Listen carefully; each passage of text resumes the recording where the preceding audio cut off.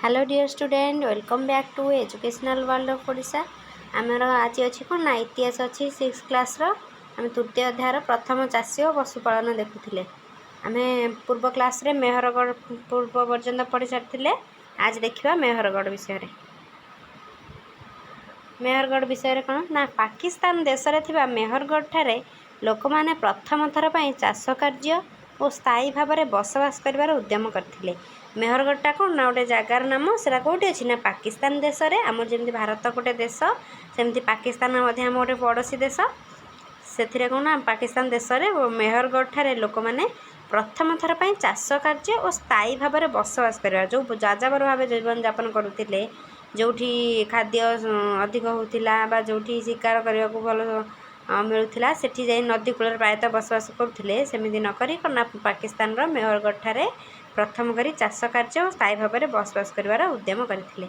एठारे लोक मैंने ग्राम स्थापन कर बसवास कर लगे। ग्राम माने माने किसी घर धीरे धीरे बढ़ी बढ़ी कौन आम पाखापाखि रही मिसिक गोटे गाँ है तो सेमती ना गोटे एठारे लोक मैंने ग्राम स्थापन कर बसवास करने को लगे।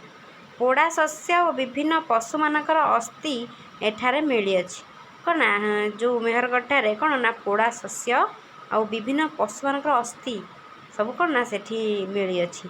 प्राय ख्रीष्टपूर्व 7000 वर्ष पूर्व एठारे चाष कार्य पशुपालन और स्थायी बसवास करने कथा जनापड़ी कौन ना प्राय 7000 वर्ष पूर्वे आज प्राय 7000 वर्ष पूर्वे एठारे कौन ना चाष कार्य पशुपालन और स्थायी बसवास इत्यादि कौन ना जना पड़ी। मेहरगढ़ था गृह गुड़िक अति साधारण माटी गृह निर्माण कराइला। एबे तो सब प्राय कोठा घर हो गलानी पक्का घर मार्बल घर भी है किंतु कौन ना आगुरी प्राय समस्त कौन था ना माटी घर घर गुड़िक वर्गाकार अथवा समकोणी चतुर्भुज आकार घर गुड़े किपरि ना वर्गाकार एमतिकार वर्गाकार ना समकोणी त्रिभुज आकार भूल है समकोणी त्रिभुजटा समकोणी त्रिभुज आकार ना कौन ना वर्गाकृति आकृतिर सेठारु पत्थर हातुड़ी सामुकार निर्मित अलंकार चूर्ण पत्थर नीलकांत मणि गाढ़ नीलवर्ण पत्थर बाली पत्थर आविष्कार कर कौन कौन आविष्कार कर पत्थर हातुड़ी सामुकार निर्मित सब अलंकार चूर्ण पत्थर नीलकांत मणि गाढ़ नीलवर्ण पत्थर और बाली पत्थर आदि को आविष्कार कर प्रथम माटी पात्र व्यवहार कम थिला किंतु कालक्रमे कौन ना बहुल भाव में व्यवहार कराला। प्रथमे कौन ना लोक मैंने माटी पात्र को बहुत कम भाव व्यवहार करते किंतु कौन ना बहुल मात्रा रे व्यवहार कले। काचर माली माटी पात्र गुड़ी को विभिन्न चित्र द्वारा सुंदर करा सेठारु हरिण घुषुरी छेली मेढ़ा आदि पशु मान अस्थि उद्धार कराई। जो मेहरगढ़ ठारू अस्थि मान पशु मान अस्थि उद्धार कर ना हरिण घुषुरी छेली मेढ़ा आदि पशुंकर अस्थि कौन ना उद्धार करा जायछि। यही समय मृत व्यक्ति मानकु समाधि दि जाउथिला तेणु सेते बेलर अनेक कबर देखा मिलता है। यही समय कौन ना मृत व्यक्ति को आम जमी मृत व्यक्ति को कौन ना पोड़ी दौचु से ना समाधि दि जाउथिला तेणु सेते बेलर अनेक कबर देखा मिलता है।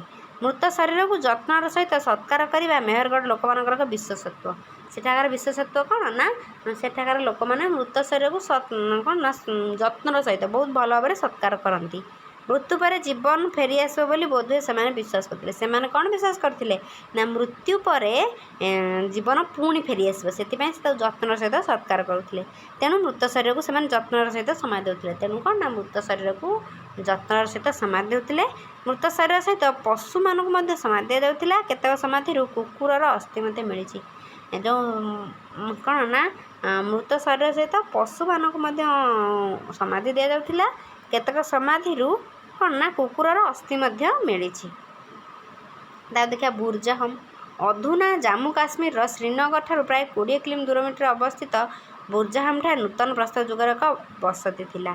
जम्मू काश्मीर श्रीनगर ठारू 20 किलोमीटर दूर में कौन अवस्थित बुर्जाहम एठारे लोक मैंने गात कर घर करुले जहाँ आम गर्त गृह बोली कहवा। एठारे लोक मैंने कौन ना गात करी रोते देख गर्त गृह गोटे कौन ना गर्त गृह ମାଟିରେ ଥିବା ପ୍ରବେଶ ଦ୍ୱାରର ଆକାର ଗୋଲାକାର ଥିବା ବେଳେ ପାହାଚ ସାହାଯ୍ୟରେ ତଳକୁ ଯିବାର ବ୍ୟବସ୍ଥା ଥିଲା।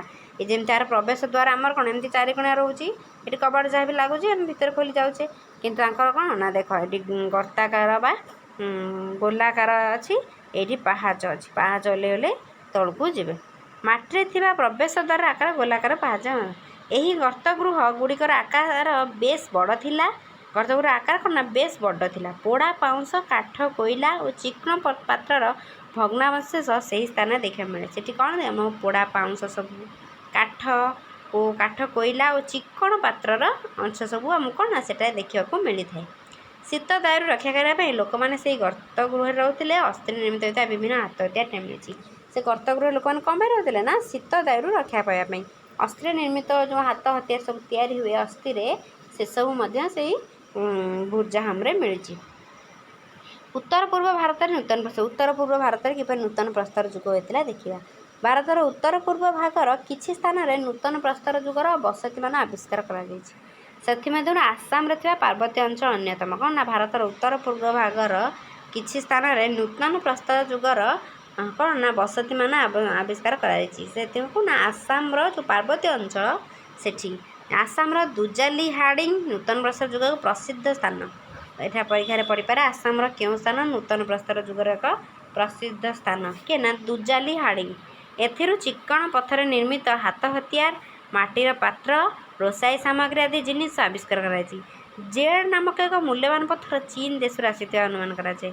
ଯେଉଁ ଆସାମରେ କ'ଣ ନା ଚିକ୍କଣ ପଥର ନିର୍ମିତ ହାତ ହତିଆର, ମାଟିର ପାତ୍ର, ରୋଷେଇ ସାମଗ୍ରୀ ଆଦି ଜିନିଷ ବ୍ୟବହାର କରାଯାଇଛି। ଚୀନରୁ ଗୋଟେ କ'ଣ ନା ମୂଲ୍ୟବାନ ପଥର ଜେଡ୍, ମୂଲ୍ୟବାନ ପଥର ନାମ କ'ଣ ନା ଜେଡ୍ ଆସିଛି। ଜୀବାବଶେଷରୁ ତିଆରି ବିଭିନ୍ନ ହାତ ହତିଆର ଏଠାରୁ ମିଳିଛି। ପେଷଣ ଯନ୍ତ୍ର ମଧ୍ୟ ଆବିଷ୍କାର କରାଯାଇଛି। ଜୀବାବଶେଷ ଜୀବମାନଙ୍କର ଯେଉଁ ଅବଶେଷରୁ କ'ଣ ନା ବିଭିନ୍ନ ହାତ ହତିଆର ଏଠାରେ ମିଳିଛି। ପେଷଣ ଯନ୍ତ୍ର ମଧ୍ୟ ଆବିଷ୍କାର କରାଯାଇଛି। ରୋଷେଇ କରିବା ଓ ଶସ୍ୟକୁ ସାଇତି ରଖିବା ପାଇଁ ଅନେକ ମାଟି ପାତ୍ର ବ୍ୟବହାର କରାଯାଇଥିଲା। ମେଘାଳୟରେ ଥିବା ଗାରୋ ପର୍ବତମାଳା ଏବଂ ତ୍ରିପୁରାର କିଛି ସ୍ଥାନରେ ନୂତନ ପ୍ରସ୍ତର ଯୁଗର ଅବସ୍ଥିତି ଦେଖିବାକୁ ମିଳେ। ଏଠି ଆସାମର ଦେଖିଲେ, ତାପରେ ମେଘାଳୟର ଗାରୋ ପର୍ବତମାଳା ଓ ତ୍ରିପୁରାର କିଛି ସ୍ଥାନରେ ଦେଖିଲେ। ଏସବୁରୁ ଜଣାପଡ଼ୁଛି ଏକ ଗ୍ରାମୀଣ ସଭ୍ୟତା ଭାରତ ଓ ପାକିସ୍ତାନରେ କେତେକ ସ୍ଥାନରେ ବିକାଶ ଲାଭ କରିଥିଲା। ତାପରେ ସହରୀ ସଭ୍ୟତା ଆରମ୍ଭ ହୋଇଥିଲା। ଏଥିରୁ ଜଣା ନା କିଛି ଗ୍ରାମୀଣ ସଭ୍ୟତା କ'ଣ ନା ଭାରତ ଓ ପାକିସ୍ତାନରେ ଆରମ୍ଭ ହୋଇଥିଲା। ତାପରେ ଆମର ସହରୀ ସଭ୍ୟତା ଆରମ୍ଭ ହେଲା। ତାପରେ ଦେଇଛି ମାନଚିତ୍ର ନୂତନ ପ୍ରସ୍ତର ଯୁଗର ଗୁରୁତ୍ୱପୂର୍ଣ୍ଣ ସ୍ଥାନ ସମୂହ। ତାପରେ ଆସିଲା ତାର ଅଭ୍ୟାସ ପ୍ରଶ୍ନ ଉତ୍ତର। ଅଭ୍ୟାସ ପ୍ରଶ୍ନଟା ଆମେ ନେକ୍ସଟ କ୍ଲାସ୍ରେ କରିବା। ଭିଡ଼ିଓଟି ଏତେ ପର୍ଯ୍ୟନ୍ତ ଦେଖିଥିବାରୁ ବହୁତ ବହୁତ ଧନ୍ୟବାଦ। ଭିଡ଼ିଓଟି ଭଲ ଲାଗିଲେ ଲାଇକ୍, ସେୟାର, କମେଣ୍ଟ କରିବେ। ଆଉ ଯଦି ସବସ୍କ୍ରାଇବ୍ କରିନାହାନ୍ତି ତାହେଲେ ସବସ୍କ୍ରାଇବ୍ ମଧ୍ୟ କରିଦେବେ।